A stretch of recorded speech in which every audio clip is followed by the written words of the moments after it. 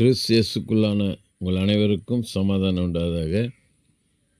கர்த்தர் நம்மை 9 மாதங்கள் அற்புதமாக நடத்தி பாதுகாத்து பராமரித்து 10வது மாதத்தில் முதல் நாளை காண கர்த்தர் கிருபை செய்தார். அவருக்கே துதி கனம் மகிமை உண்டாகட்டும். இன்றைய தியானத்திற்காக எடுத்துக்கொள்ளப்பட்ட வேத வசனம் லூக்கா 1:6. அவர்கள் இருவரும் கர்த்தரிட்ட சகல கற்பனைகளின்படியையும் நியமங்களின்படியையும் குற்றமற்றவர்களாய் நடந்து தேவனுக்கு முன்பாக நீதி உள்ளவர்களாக இருந்தார்கள். அல்லேலூயா. அவர்கள் இருவரும் யார்? அவர்கள் சகரியா, எலிசபெத். மேல் வசனத்தில் பார்க்குறோம். அபியா என்னும் ஆசாரிய வகுப்பில் சகரியா என்னும் பேர் கொண்ட ஆசாரியன் ஒருவன் இருந்தான். அவன் மனைவி ஆரோனுடைய குமாரத்திகளில் ஒருத்தி, அவள் பேர் எலிசபெத். சகரியா, எலிசபெத் வயது சென்றவர்களாக இருந்தும் அவர்கள் எப்படி வாழ்ந்தாங்களாம்?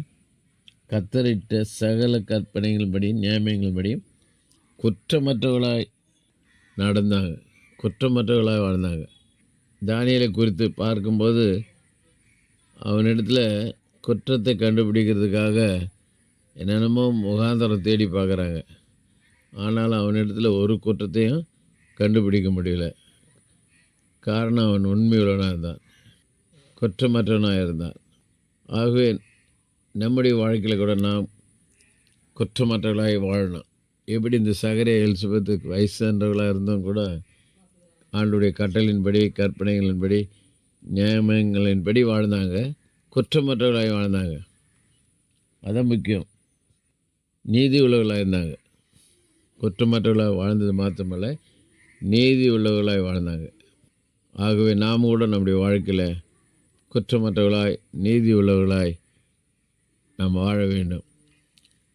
அப்படி வாழும்போது கர்த்தர் நம்ம மென்மேலும் ஆசீர்வதித்து நம்ம உயர்த்துவார் என்பதில் சந்தேகமே கிடையாது.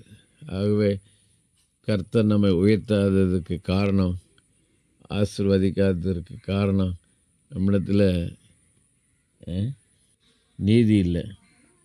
நாம் ஆண்டவருடைய கற்பனையின்படி நியாயங்களின்படி நடக்கிறதில்லை. ஆக நாம் கர்த்தருடைய நியாயங்களின்படி கற்பனைகளின்படி நடக்க ஒப்பு கொடுப்போம். கர்த்தர் நம்மை ஆசீர்வதிப்பாராக. செபிப்போம். நேசிக்க நல்ல தகப்பனே, அந்த நல்ல கொடுத்த நல்ல வார்த்தைக்கு நன்றி. நாங்கள் கூட குற்றமற்றவர்களாய் கற்பனைகளின்படி நியமங்களின்படி நாங்கள் வாழ கிருபை பாராட்டும். இயேசு நாமத்தில் ஜெபிக்கிறோம் நல்ல பிதாவே, ஆமேன். நம்முடைய கர்த்தரும் இரட்சகருமாகிய இயேசு கிறிஸ்துவின் கிருபையிலும் அவர் அறிகிற அறிவில் வளருங்கள். அவருக்கு இப்பொழுதும் என்னென்றைக்கும் மகிமை உண்டாவதாக. நம்முடைய கர்த்தராக இயேசு கிறிஸ்துவின் கிருபை உங்கள் அனைவரோடு கூட இருப்பதாக. ஆமேன், ஆமேன், ஆமேன்.